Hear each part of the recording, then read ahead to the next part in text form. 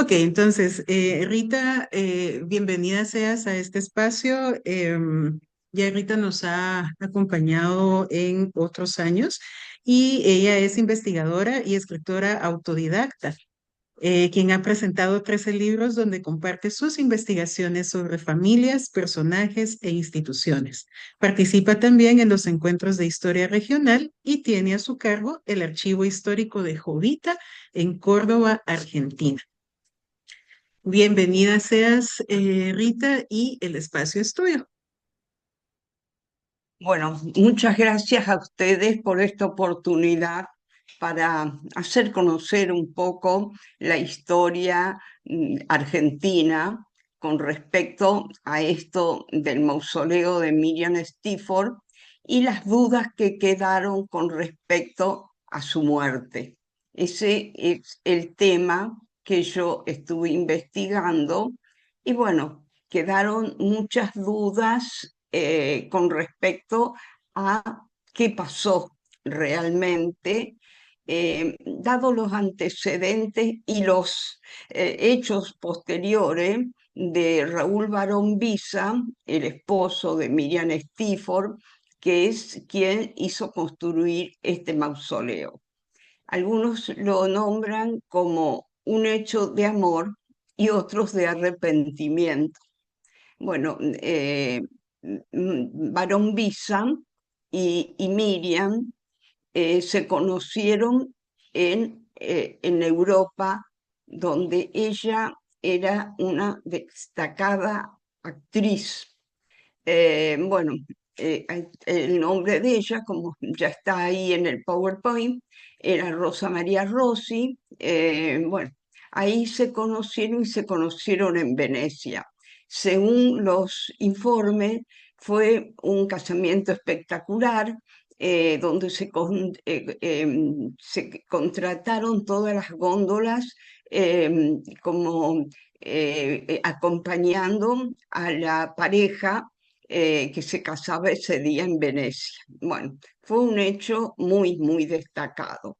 Desde ese momento, Miriam dejó su carrera y se vino a acompañar a su esposo, a Raúl Barón Visa.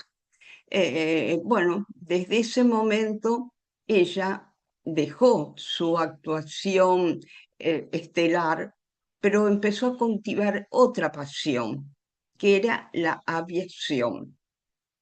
Ahí es donde después surgen problemas o dudas sobre qué pasó realmente, porque con esta pasión que ella empezó a cultivar con respecto a la aviación, Barón Visa contrató a un famoso piloto para que le diera instrucciones, pero a su vez era muy celoso y empezó a dudar cuando ella empieza a sobresalir con respecto a su rol de aviadora junto con el instructor de vuelo.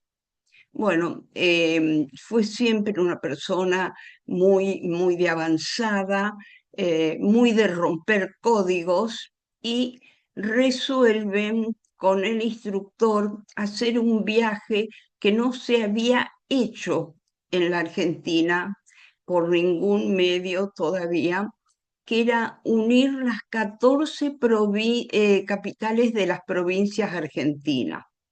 Bueno, Barón Visa la apoyó en todo, le financió los gastos,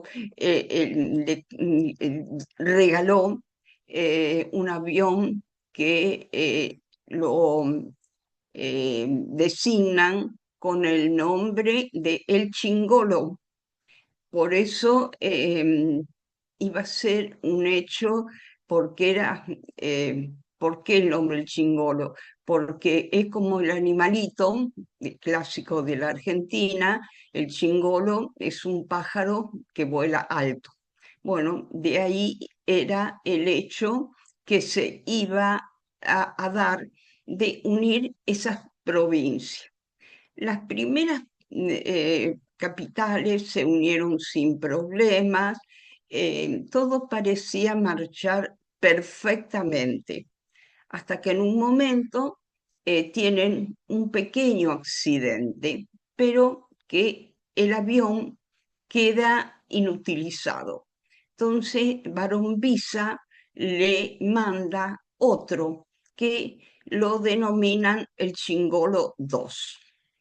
Esto ya habían unido varias provincias, pero estaban en el norte argentino, estaban uniendo las provincias de Salta, La Rioja, Chaco, y ahí es donde ocurre un hecho insólito con respecto a las investigaciones.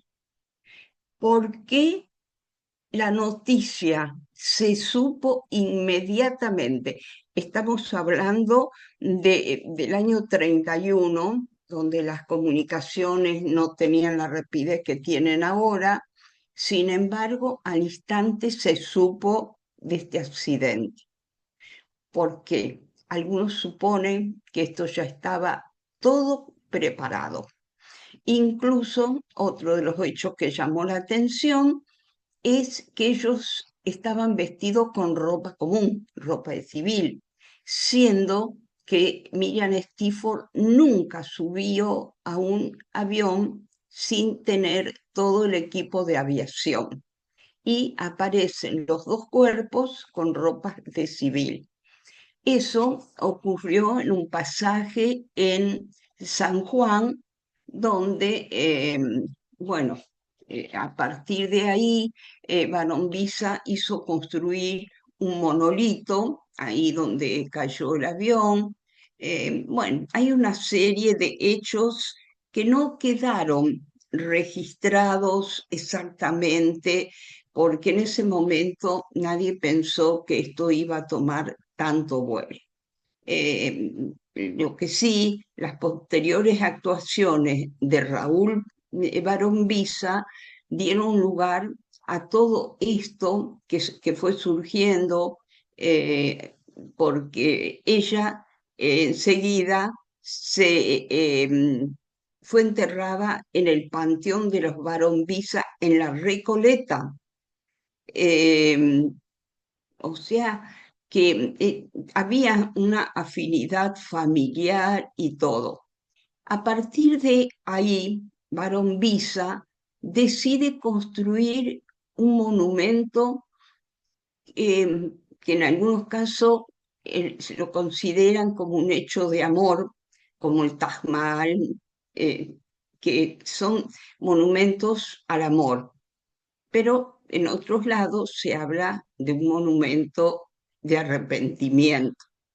Era tanto lo que él empezó a hablar sobre su amor por Miriam, que de ahí en más, todas sus posesiones, todas llevan el nombre de Miriam Barón Visa. Él hizo construir a su vez pistas de aterrizaje, todo muy, muy dramático. Fueron cosas que llamaron la atención. Bueno, aquí tenemos en pantalla el monumento que hizo construir Raúl Barón Visa a su esposa, que para los que conocemos la región está en el camino de Córdoba. Como sé que hay varias personas de Argentina, eh, eh, realmente el monumento este es un ícono nacional. Tiene las características de ser el monumento más histórico, más alto de la Argentina. En la ciudad de Buenos Aires está el monumento que se llama el Obelisco, que siempre se creyó que era lo más alto que había en la Argentina. Este monumento lo supera en 7, 8 metros al obelisco de Buenos Aires. Pero acá empieza la leyenda, el mito, cómo es el hecho, porque empezó a surgir la historia de que ahí, enterrado, en 7 metros de cemento, está la caja con las joyas que tenía Miriam Stephens. Él le había regalado un famoso diamante que le decían el diamante maldito, porque todas las personas que tuvieron ese anillo, todos murieron de muerte violenta. Bueno, se dice que está enterrado ahí junto con todas las joyas. Eso en un momento estaba todo electrificado, no se podía entrar, según sus épocas, porque en un momento, al principio, había acceso turístico donde la gente podía llegar hasta el segundo, tercer piso y desde allí se veía todo los alrededores. Eso estaba en uno de los campos de la familia Barón-Visa, que él después lo denominó Miriam Stephens. Y luego, cuando él muere, que se suicida, porque es una historia muy tormentosa toda la vida de Barón-Visa, porque se suicida él, la segunda esposa, que es la hija de un famoso político argentino, y se suicidan los dos hijos de este matrimonio. O sea que fue una vida llena de dolor, de cosas sin explicación. Porque, por ejemplo, a la segunda esposa, cuando ella le pide el divorcio, él mm, hace como que se van a reunir con los abogados y van a brindar por la separación, pero en un vaso tiene ácido muriático y se lo arroja en la cara a esta segunda esposa.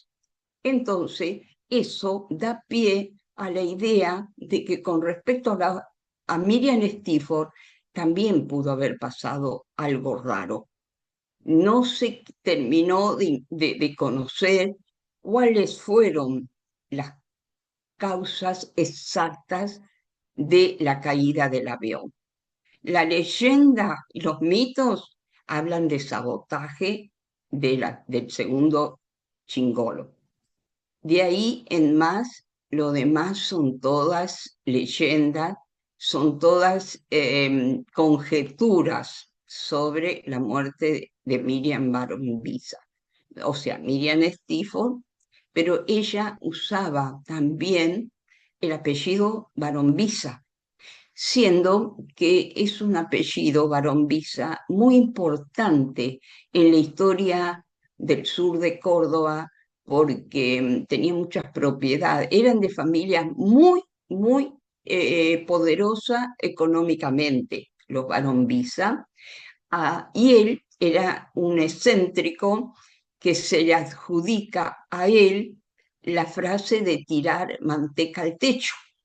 ¿Por qué? Porque en ese momento, cuando Argentina tenía los ojos puestos en Francia, todos se sentían franceses que llevaban la vaca para tomar leche pura. Bueno, y en ese entonces un grupo de jóvenes argentinos habían, tenían la modalidad de reunirse y tirar manteca al techo para que a ver si quedaba pegada. De ahí es el famoso dicho tirar manteca al techo cuando la situación es muy buena económicamente.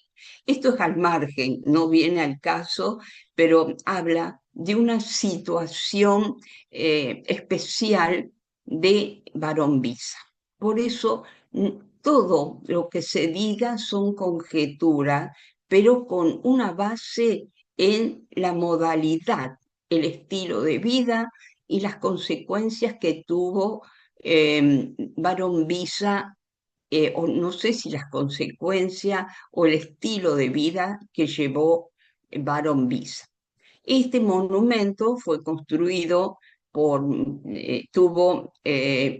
mucha gente trabajó y fue un récord en el tiempo en que lo hicieron, a pesar de que es una mole de cemento que normalmente iba a llevar mucho más tiempo.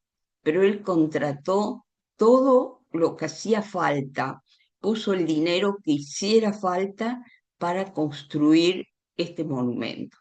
Y cuando en el testamento que él había dejado, que cuando él muriera, que lo enterraran, está Barón Visa enterrado ahí cerca de donde está este monumento.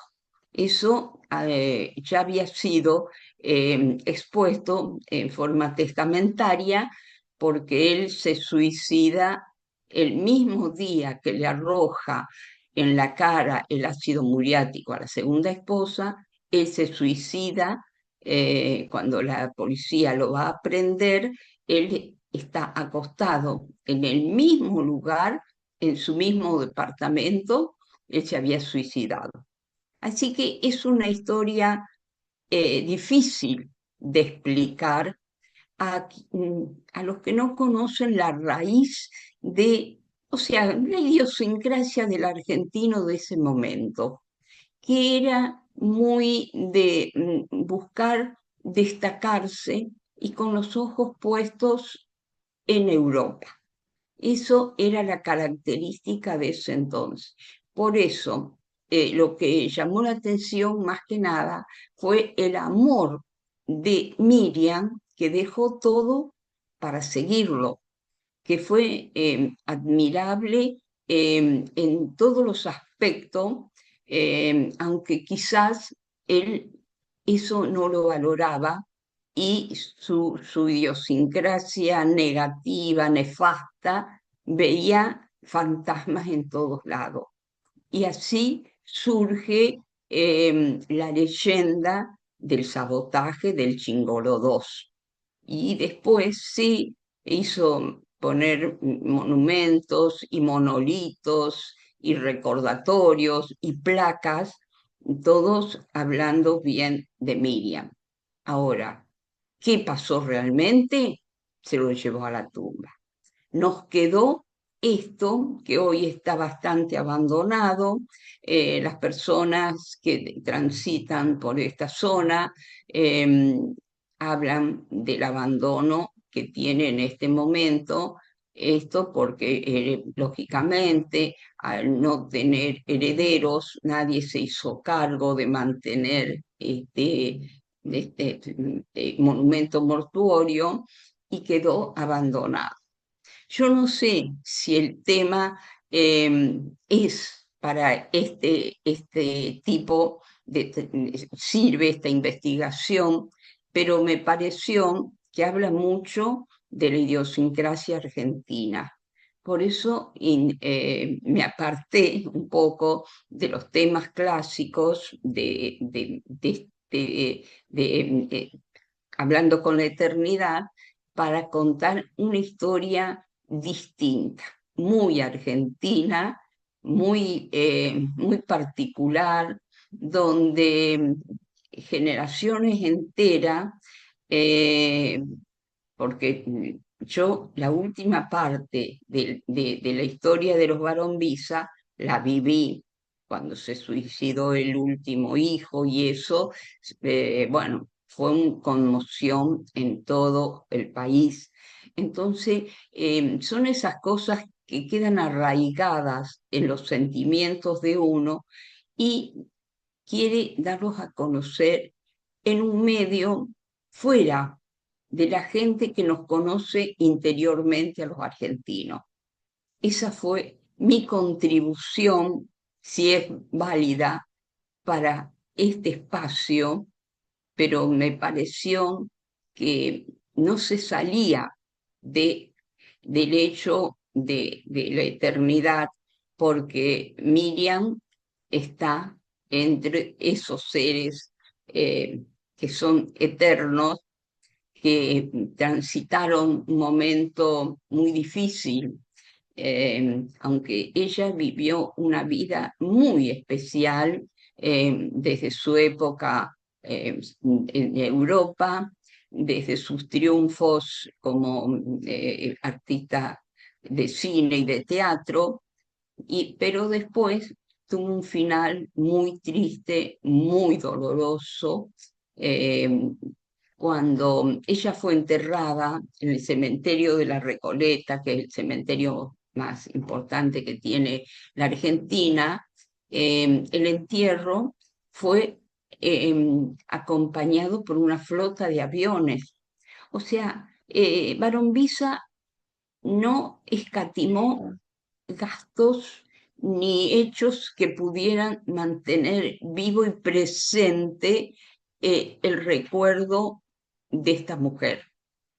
El secreto, eso se lo llevaron ellos a la tumba.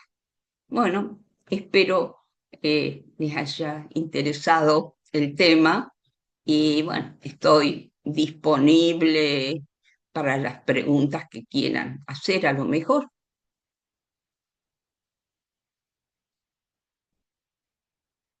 Bueno, estas son otras sobre el mismo, siempre la joya Cruz del Sur, el anillo ese famoso que se cree que está enterrado con las joyas de ella bajo 7 metros de concreto, o sea, imposible violar donde ella está enterrada.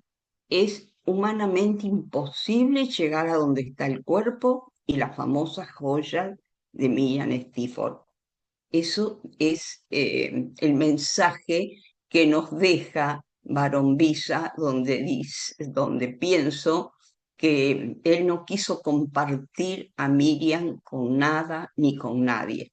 Entonces, en los primeros años, como ya comenté, se podía acceder unos pisos y desde las ventanitas mirar los campos, pero después se clausuró todo y hoy, con mucho dolor, tenemos que decir que está abandonado. Un algo tan significativo como fue el monumento a Miriam Stephens en la provincia de Córdoba de Argentina.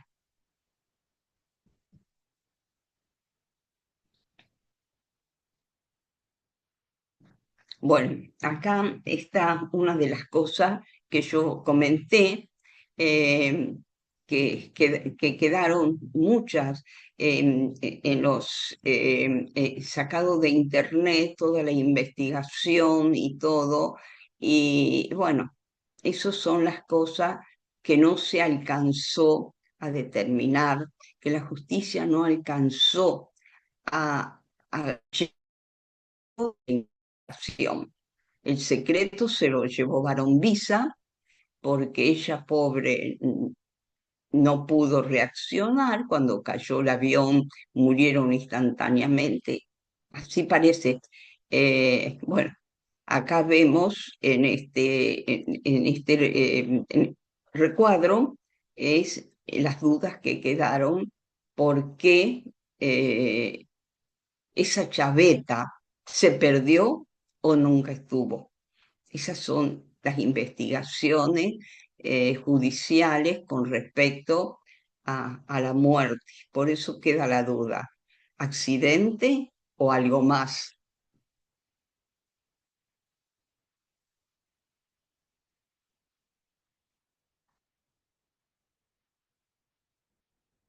Bueno, estas son fotos de ella. La primera es de tomada en Europa.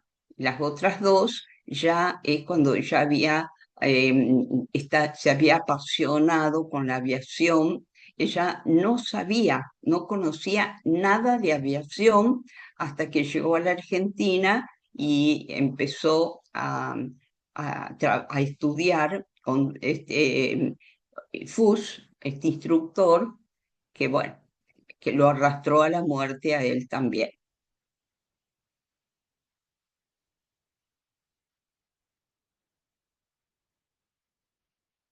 Bueno, ahí está todo dicho porque el archivo histórico es el que presenta este trabajo. Muchas, muchas gracias.